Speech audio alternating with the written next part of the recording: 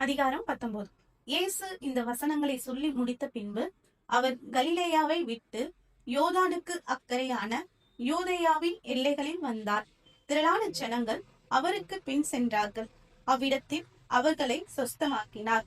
அப்பொழுது பரிசேயர் அவரை சோதிக்க வேண்டும் என்று அவரிடத்தில் வந்து, புருஷனானவன் தன் மனைவியை எந்த முகாந்திரத்தினாலாகிலும் தள்ளி விடுவது நியாயமா என்று கேட்டார்கள்.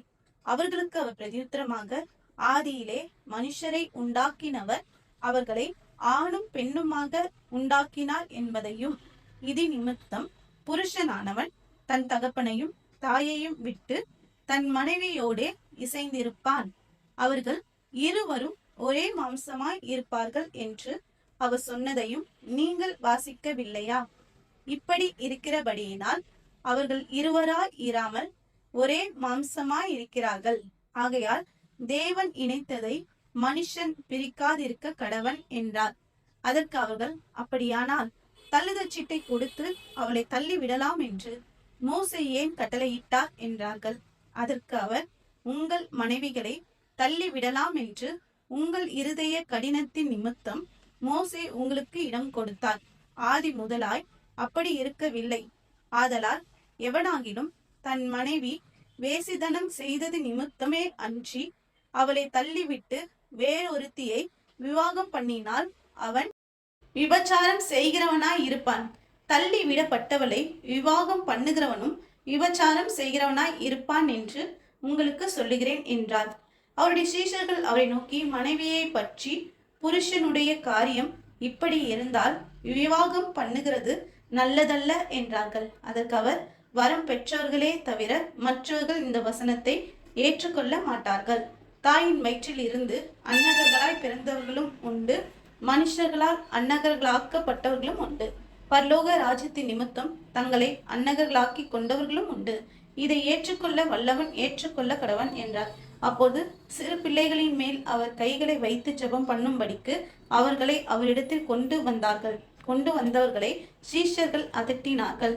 இயேசுவோ, சிறு பிள்ளைகள் என்னிடத்தில் வருகிறதற்கு இடம் கொடுங்கள், அவர்களை தடை பண்ணாதிருங்கள், பரலோக ராஜ்யம் அப்படிப்பட்டவர்களுடையது என்று சொல்லி அவர்கள் மேல் கைகளை வைத்து பின்பு அவ்விடம் விட்டு புறப்பட்டு போனார். அப்போது ஒருவன் வந்து அவரை நோக்கி, நல்ல போதகரே, நித்திய ஜீவனை அடைவதற்கு நான் எந்த நன்மையை செய்ய வேண்டும் என்று கேட்டான். அதற்கு அவர், நீ என்னை நல்லவன் என்று சொல்வானேன்?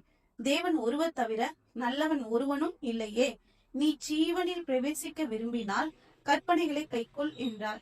அவன் அவரை நோக்கி, எவைகளை என்று கேட்டான். அதற்கு இயேசு, கொலை செய்யாதிருப்பாயாக, விபச்சாரம் செய்யாதிருப்பாயாக, களவு செய்யாதிருப்பாயாக, பொய் சாட்சி சொல்லாதிருப்பாயாக, உன் தகப்பனையும் உன் தாயையும் கனம் பண்ணுவாயாக, உன்னிடத்தில் நீ அன்பு கூறுவது போல பிறனிடத்திலும் அன்பு கூறுவாயாக என்பவைகளையே என்றார்.